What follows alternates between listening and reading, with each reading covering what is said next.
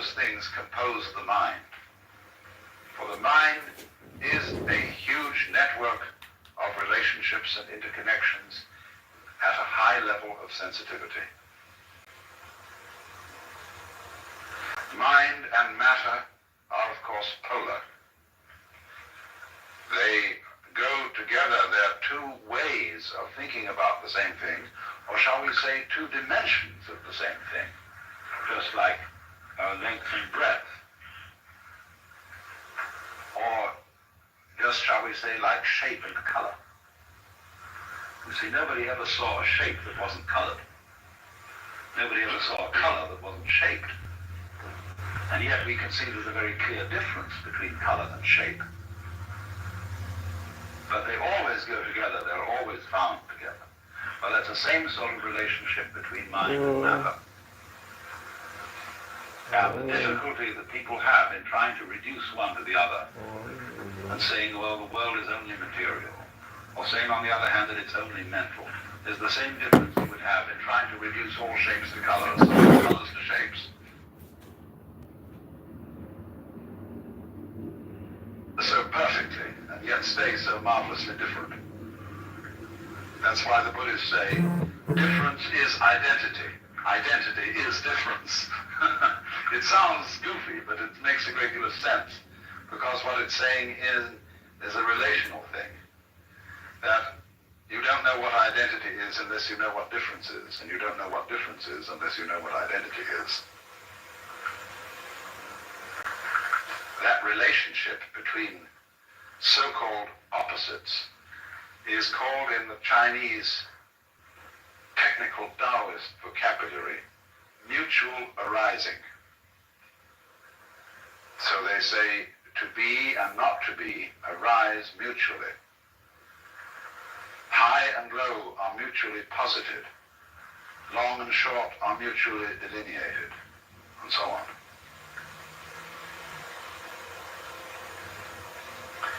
Now, what we see then is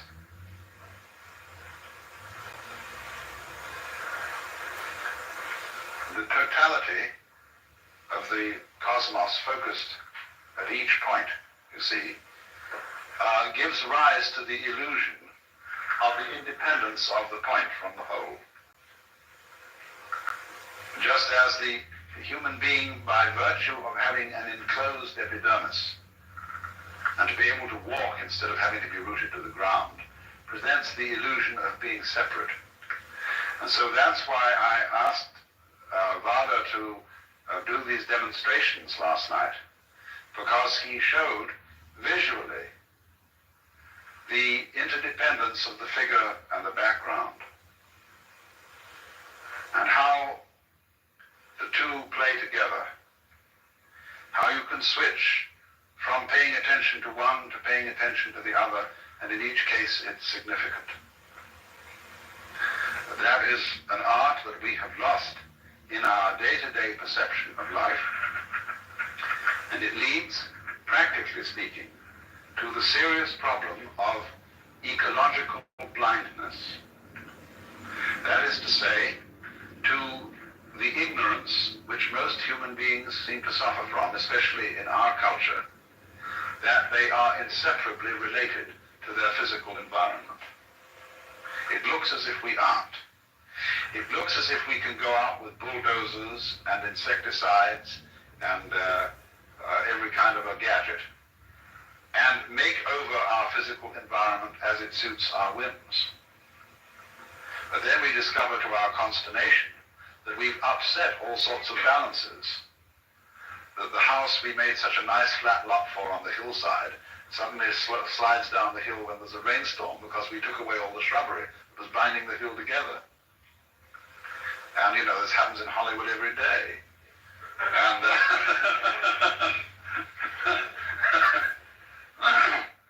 and nobody ever seems to learn. And that's, you see, this immense importance of overcoming the illusion of separateness. But people are afraid of that because they think it's communistic. They think that the grand style, the great thing about Western civilization, is its stress on individual personality and its value. And that we have created the ideal of personal integrity. That is to say that the most important thing in the world is the individual. All collectivities, corporations, states, and so on, exist as servants of the individual. And if they get in his way and they interfere with his private enterprise, whatever that may be, it's a bad thing. Man, the individual, is the crown of creation from this point of view. And therefore, when anybody suggests that individual man is not what you thought was an individual, but is in some way united with, grounded in the totality, then if you're this kind of rugged individualist, you mix up your vocabulary and you call the totality the collective. Now, the collective and the totality are two completely different things. The idea of collectivism is based on individualism. It's the idea that the society of mankind and the physical environment beyond it is a collection with nothing of the kind. That's the idea of cosmic flotsam and jetsam that all floated together into a collection. And that's the obverse of individualism. You know, American individualism is the same philosophy as mine, because they're both based on the same erroneous sensation of individuality. Now, what people don't understand is that a complex and interesting personality is not a matter of being isolated. It's a matter of being deeply connected with and aware of one's relationship to the whole surrounding cosmos. Let's suppose that I'm preparing to make a date with some lady, and she's such an individualist that her thoughts are only occupied with herself. She never thinks about anything that isn't herself. But she's an awful bore. She has nothing to say. She's not interested in any books, in any landscapes, in any works of art, in any literature, in any other people. She's a total bore. But the more, on the other hand, she would be interested in all those things that are supposed to be not herself, the more of a colorful personality she becomes. So the rule is to get away, you see, from these ideas of the individual as finding his individuality and uniqueness through independence, but rather finding his individuality and uniqueness through being related. Because, you see, that's what makes it. Look at the word relation from another point of view when we talk about our friends and relations. Supposing I come across some individual who I can't make out what kind of a thing he is. I can't make out where he came from. His accent isn't American, it isn't British. It isn't particularly Middle Western. It certainly doesn't have the overtones of New York or New England. He just talks flat. And as to his style of clothing, it's utterly nondescript. Well, I think this is pretty much of a bore.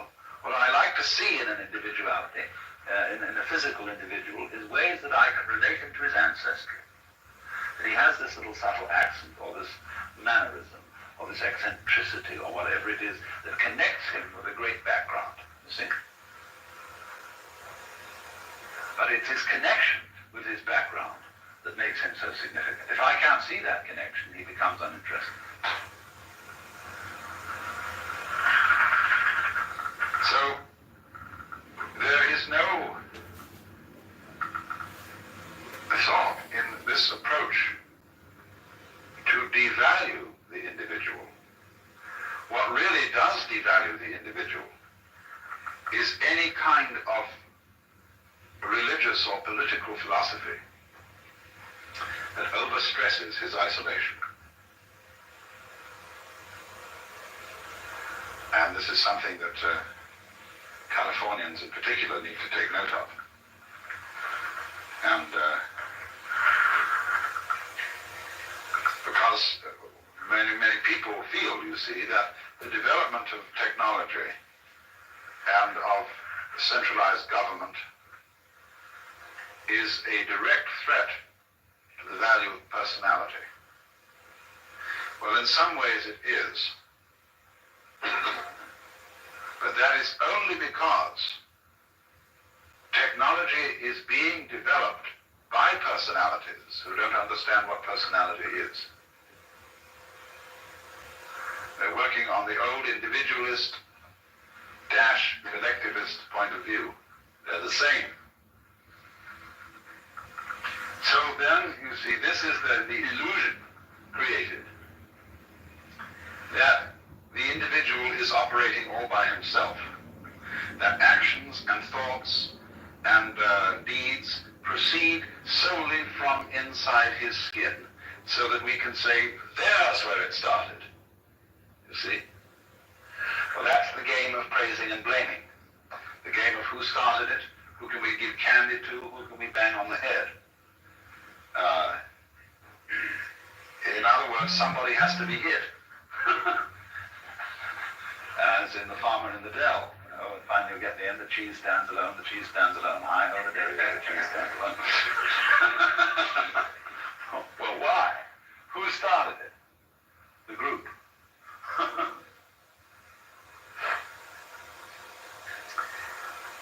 Well, another fear about this is that it absolves people of responsibility if they see through the illusion of separateness.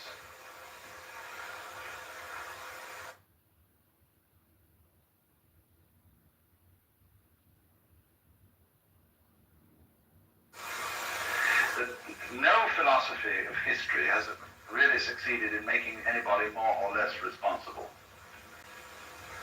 In other words, let's say that you are a Christian, a Catholic of the old-fashioned medieval type, who believes that you've got an individual soul with free will, and that you're under responsibility to God to obey his law, and that if you don't, the most disastrous consequences imaginable will befall you. You will fry in hell forever. There's no evidence whatsoever that believing in that made people any more virtuous than they are today. None at all. Indeed, clergy who believed in all this owned whorehouses and all kinds of things. They were just as contemptuous of law and order as anybody could be now. And part of the reason was, of course, that the threat of hell was an unimaginable penalty like the H-bomb. It's just too big to think about. And really brings justice into disrespect because it uses such crude and clumsy methods. You know, it's like using a steam hammer to drive in tacks.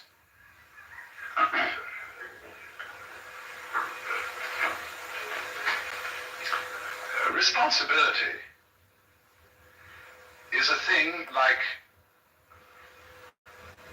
a nice face, which you either have or haven't. Certain backgrounds, certain interests, certain awarenesses of relationship create responsibility in some human beings. And they live that way, not because they are giving themselves sermons and telling themselves all the time that they ought to be responsible. It's because they're intelligent enough to see that being responsible makes things very much easier for everybody all around. That's all there is to it. And of course that's all is a big all. But you won't, in other words, what I'm saying is, the people who are frightened that other people will abandon responsibility never did have any way of thinking that would guarantee that people would be responsible. There is no such guarantee. If there were, we should be automata.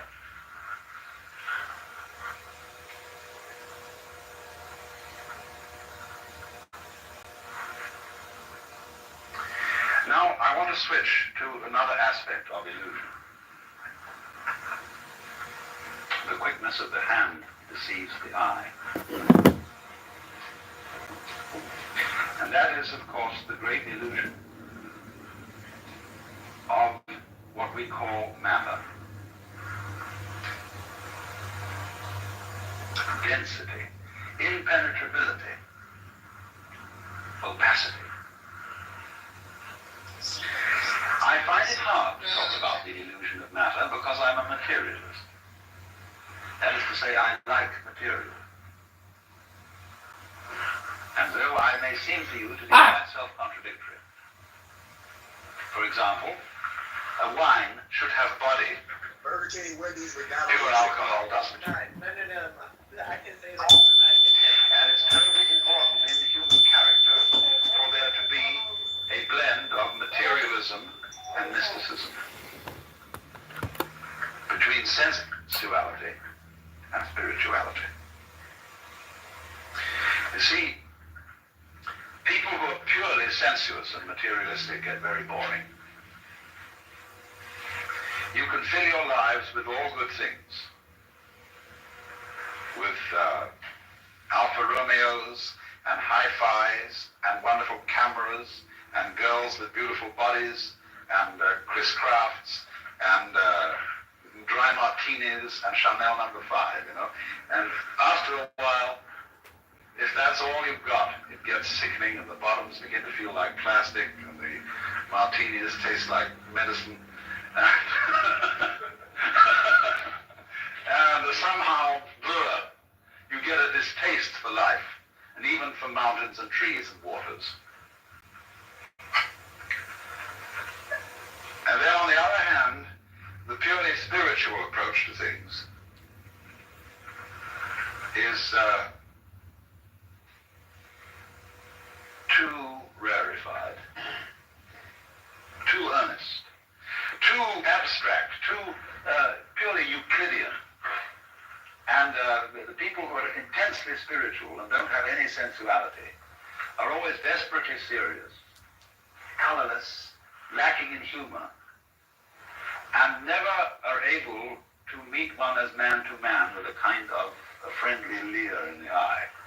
That's terribly important. They live at a level of frantic intensity. I see these two extremes need each other.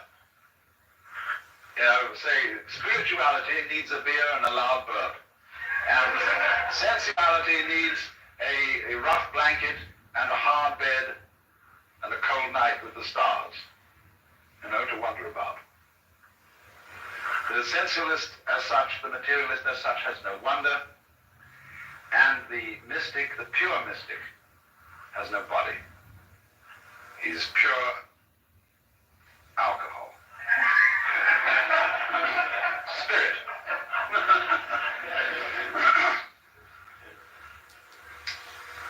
So,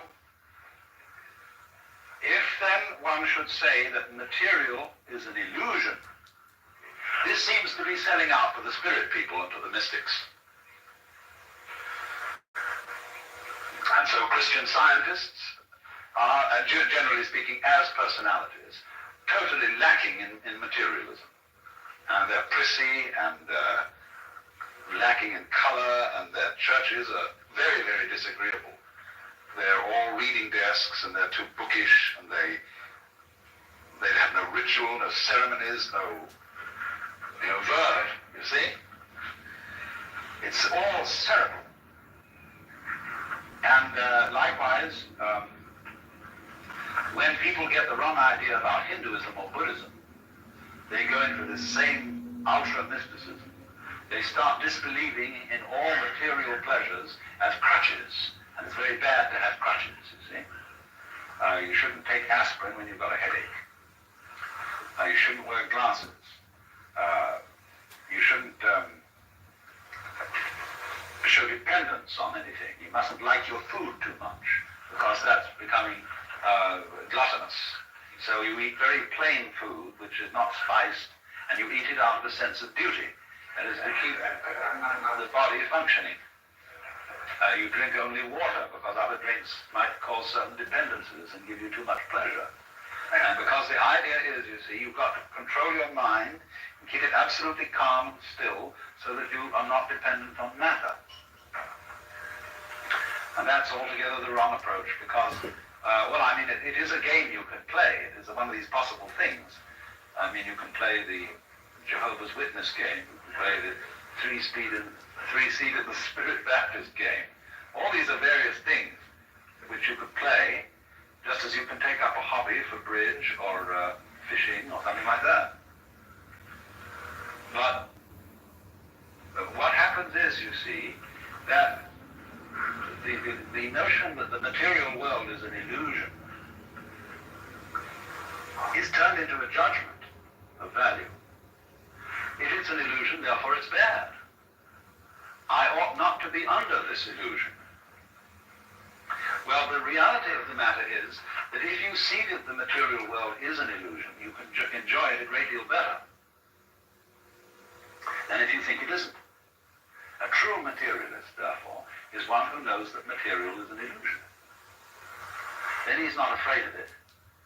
Then he can enter into the dance of material with real zest. Because you see, if you're a false or a fake materialist, what's happened? You borrowed money to buy yourself a Cadillac, an impressive house, ranch style with a picture window and a patio and a swimming pool, and you bought a lot of stock, and you somehow wangled the money and borrowed it, and you keep lying awake nights wondering if you're going to make the payments. Well, there's no point in that at all. How can you possibly enjoy all this jazz? If that's the kind of jazz you want to enjoy, you've got to worry about whether you pay for it or not. And you get hopelessly involved, you get commitments here, commitments there, and finally you have a nervous breakdown and shoot yourself. The only way to enjoy material is to disbelieve in it, just as one can disbelieve in money.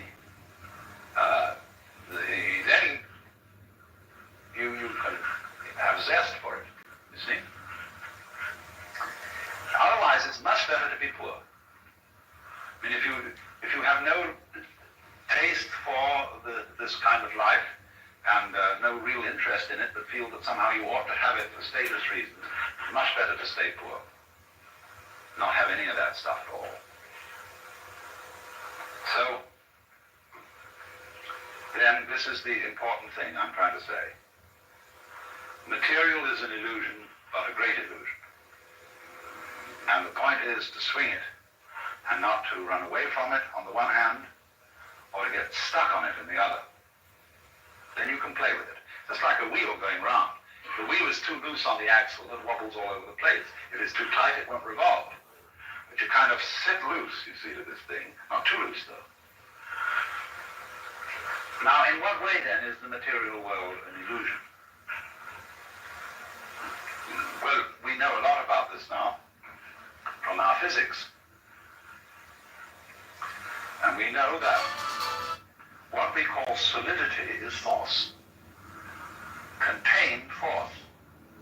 The agitation of particles or wavicles or whatever they are at such an immense speed that they become impenetrable to other agitations.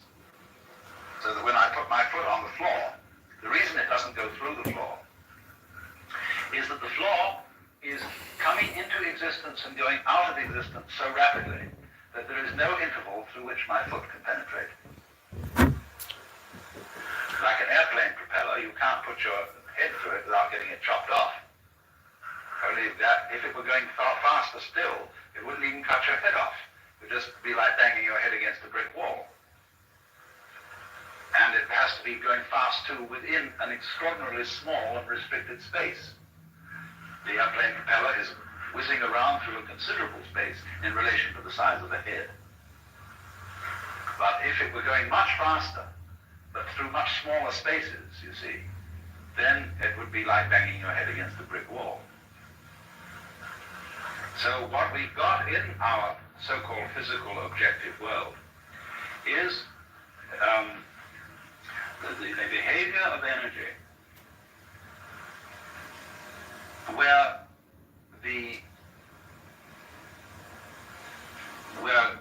matter restricted spaces. Density is a quality of space rather than a quality of matter. You see what I mean? I gave the illustration of the airplane propeller to try and show that.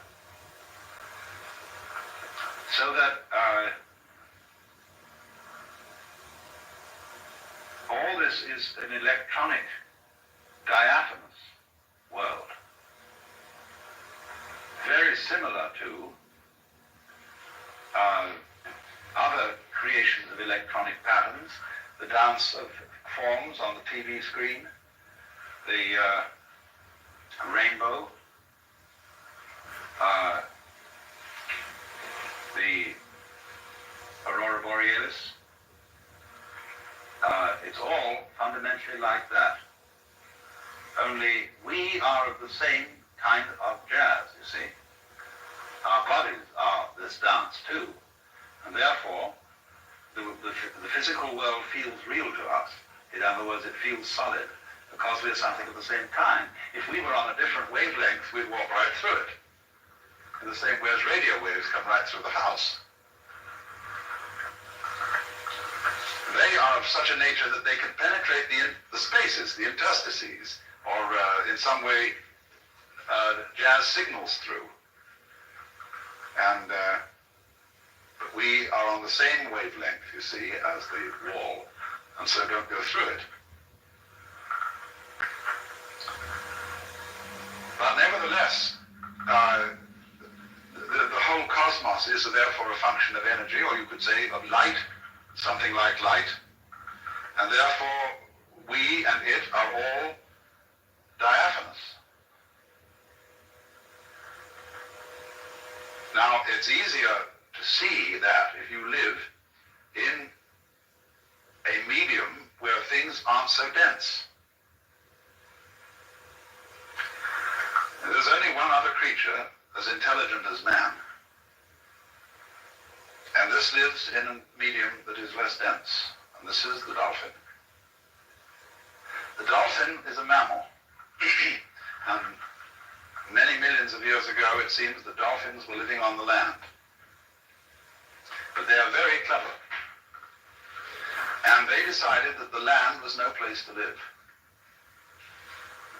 because getting food was difficult, and you had to lug yourself around, and there were many, many bad shows about the land. It had very curious changes of temperature. It became unspeakably cold and unspeakably hot, and you had, in fact, to work. Well, no sensible person ever works. I never work, I get paid for playing.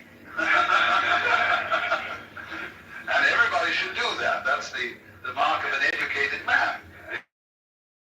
Is that eventually he gets a job where he's paid for playing. And a worker, or a proletarian, isn't necessarily a poor man. There are lots of poor, a poor man like, say, Saley Morganrath or Eric Barker around here, they're not proletarians. A proletarian is a person who is fettered to the process of work. That is to say, to doing chores every day that he really doesn't like and that aren't in the least interesting in order to go on living. So the dolphins decided this is ridiculous, this land existence, and they went back to the water. And it's pretty easy to fish, you see. There are plenty of fish in the water and things to eat. As we know, the ocean is the greatest food supply in the world. And when they've eaten a few fish or whatever they need, they decided just to have a ball. So the dolphin can get abreast of a ship, get one of the wakes coming out on the side, can set its tail at an angle of 26 degrees, and be pushed along by the ship. And it's not going anywhere. There's no reason to go along there. As you know, as if it had to get to another part of the sea's pretty much the same all through. But they're just going, boom, and they chatter and dance, and they're really highly civilized beings. And so, please don't anybody ever kill dolphins or be unkind to dolphins, because they're exemplary, high-minded creatures. And we shall soon discover this. As soon as we can set up communication with them, they will tell us all about it, and we will then invent new style of civilization based on frolic.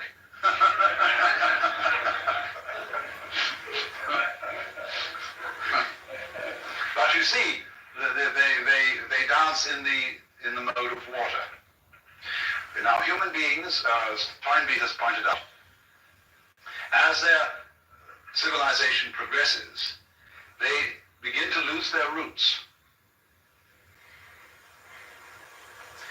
And they are less and less tied to the land. They go into the air. And what's going to happen, as if man develops without blowing himself to bits, if he can get over the hurdle, you see, that dangerous point, is that gradually all roads are going to disappear.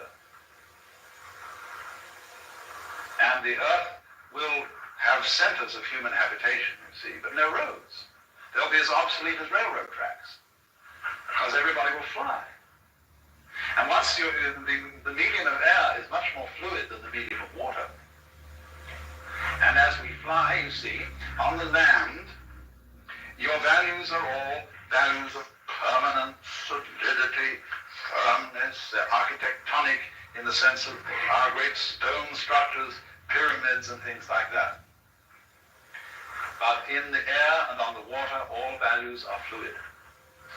And what you have to know to be a good airman is, of course, stars. Like whitethroats and other migrating birds migrate by the stars. Imagine.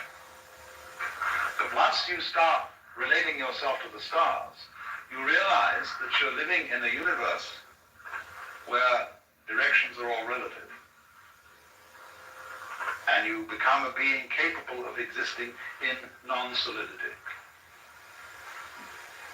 And that's why Buckminster Fuller, believed that all techniques and really all culture came from the sea. The men who first learned to sail were the wise men. He has a fantastic idea that there were initiates, great priests who were ship's captains, and that although some of their humble seamen didn't know all the secrets, but these priests were the first people who knew that the world was round, and that gives one an entirely different theology, you see, than if you believe that the world is flat. And so from the priests of the ocean, the landsmen learned how to use cranes, blocks and tackles, how to build, what a good house an overturned ship made. And so to this day, a cathedral has a nave as its central auditorium, nave from Latin navis, ship, showing the connections between ships and the first temples. And so Fuller goes on to say, now if you're a good architect, as the ancient architects learned from the ocean, first thing you should do when you get through architectural school is go and work in an airplane factory. And understand the beautiful thing that man has made in a fine, fine airplane, you see, which is as great as a bird in its own way, because that's the architecture of insecurity. And that really lives with insecurity. Well, let's have an intermission.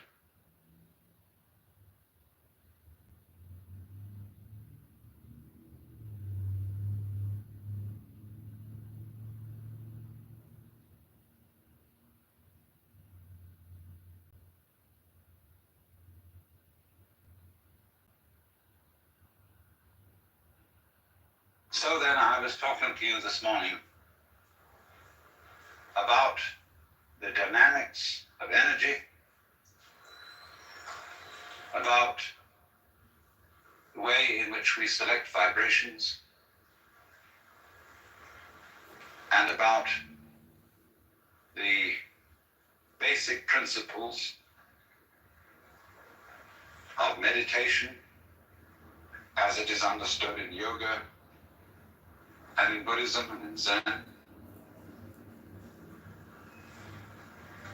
as a process or bringing about mental quiet, which is not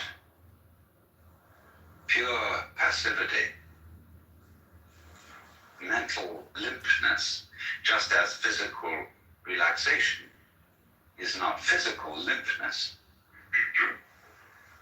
as if you were a wet rag over a clothesline. In the process of meditation, one is completely aware of all sensory inputs. You don't try to shut off your senses. And although it may be helpful, say, to begin meditation by closing the eyes, in the Zen philosophy of meditation, you don't close your eyes. If you do, you are called a denizen of the dark cavern. You look at the floor in front of you about 4 feet, and you allow the light to play with your eyes without putting any names on these patterns of light and shade and color. Just as you allow the sound waves in the air to play with your ears. But you don't. Yeah, it's just for the wealthiest, but you allow you look at property taxes, it can be significant, and it can really lower the bar on who's being benefited from this. That's what's going on in these states. Walter, did they apparently an Israeli Israeli diplomat was just shot and killed by a Palestinian maniac. Accrue was a byproduct. Well, we're looking for it right now. I actually just saw one story a minute ago. There was a Israeli who was shot inside of something in Washington, D.C. I'm looking for it now. I'm trying to find more information. So he's outside of a museum in Washington, D.C. Is that cool. So we got like Hamas hit squads in America now. With the world of reality. The worst cause on planet Earth, and there isn't a close second. He's probably. Now I know why none of the Arab countries want them. And if you try to define it, you become a professional philosopher. It's ridiculous. And you will eventually. He's probably been here for a while, so he probably came across Biden's border. I haven't got any detail. From Maryland. It's this. Did you hear about that latest judge that wants them to take those guys back from Sudan? Yeah, no one cares what in a very serious condition. I know, but did you read what Stephen Miller wrote? I put it in the pill. Everybody should just take a look at it. Oh, I'm sure Stephen Miller registered it for. What did he say? Oh, it's unbelievable. The danger that they're putting the agents in, and they're in Djibouti, in Sudan, and they're endangering their lives. It's just incredible. This guy is Judge Murphy. Yeah, probably related to Phil Murphy. The chief example of this is lots of money. Yeah, I'll have it. There are no limits to the amount of money you can make if you're sufficiently clever and sufficiently. I specialize in video. You can go on and on and on and on. But there are very strict limits to the amount of beef you can eat at one meal, to the amount of girls you can to whom you can give adequate satisfaction, to the number of houses you can live in, to the amount of clothes you can wear. You can have, supposing you wore 3 suits a day, and you wanted to be different all the time, all right, there are 365 days of the year, multiply that by 3, and that's enough for anyone. With dresses also. But that there is a real limit. And you would consider, if you were wearing a completely different suit for 1/3 of the day, and you never wore it again, after a while that would become a bit absurd. You might find a favorite suit, one that you felt suited you. What is a suit except something that suits you? And you would go back to it. And you would want that one again. Same with a woman. You find you've got a favorite one, and you want to go back to her and keep her around, see? Then you have a house. You can have hundreds of houses if you're very rich, but you find you have a favorite one and you want to go back. So there are limits to what we can enjoy in a material, physical, real sense. Although I must say, when I say real, and I also join with that the word physical and material, the real world is not necessarily physical or material. The ideas that come out of the history of Western culture that we say physical or material, these are purely conceptual. You see, when somebody says, I'm a materialist, and I think there is nothing but material, see, and all the spiritual stuff is just fantasy. The idea of material is itself fantasy. These flowers are not material. Material is an idea, is a concept. These flowers you can only understand by looking at them and feeling them. We don't know what they are. We see the patterns of energy and the delight of them. But a person who says, well, this is just material, doesn't realize that he's some kind of a phantasm. He's trying to put his personality up against the spiritual people who say the real thing in life is beyond all these things that we see and hear. There is a happy land far, far away. There is some kind of a thing beyond all this. And that's a kind of one-upmanship. People in religion are the worst game players in the world. They're always trying to outface each other and say, well, you don't have quite the right conception. Even among the most orthodox confraternities, say Orthodox Catholic theologians, they're always trying to one-up each other. Say, yes, you believe that your explanation of the doctrine of the Trinity is very correct, but there are certain subtle respects in which you haven't quite got the point. And they go round and round and round on this forever. Because it's not really religion at all. It's a form of personal contest. Because everybody in the world almost is challenging someone else to say, you're not real, are you? You're not really sincere. You don't actually mean what you say. Do you love me? Do you really love me? Prove it. I don't think you can. Everybody's going, so everybody's frightened. Everybody's guilty. And everybody else knows how to exploit everybody else's fear and guilt.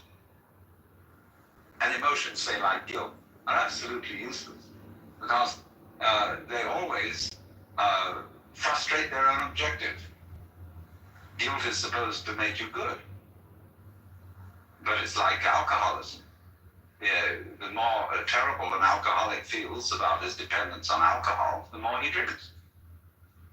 The same with jealousy.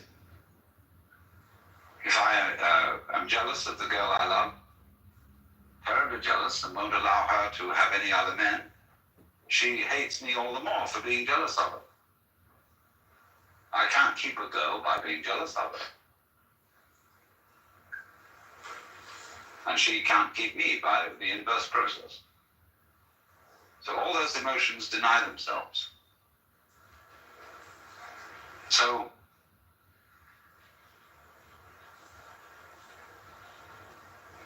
we have to see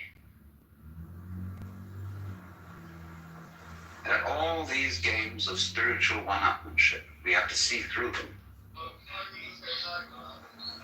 Every guru, spiritual teacher, comes on like he's got something that you don't have. More insight, more relaxation, more happiness, more oneness with God, whatever it may be. And this is the bait which catches you. Now there are two kinds of gurus. One kind of guru really believes he's got more than you have. And he can do nothing for you except lead you into a bag. That's the ordinary minister who believes that he is a representative of the true and authentic religion, and that he is going to get you into the church, and he's going to get you hooked on the religion so that you become a religious addict. And so, of course, so long as you're a religious addict, just like an addict on heroin, will have to fork out $50 a day to get his connection. So you're going to have to tithe your income, or whatever it is, to pay off the mortgage on the church buildings and to keep the clergy alive.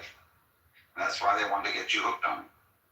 I remain steadfast in my... There's another kind of guru. He makes his living in an entirely different way.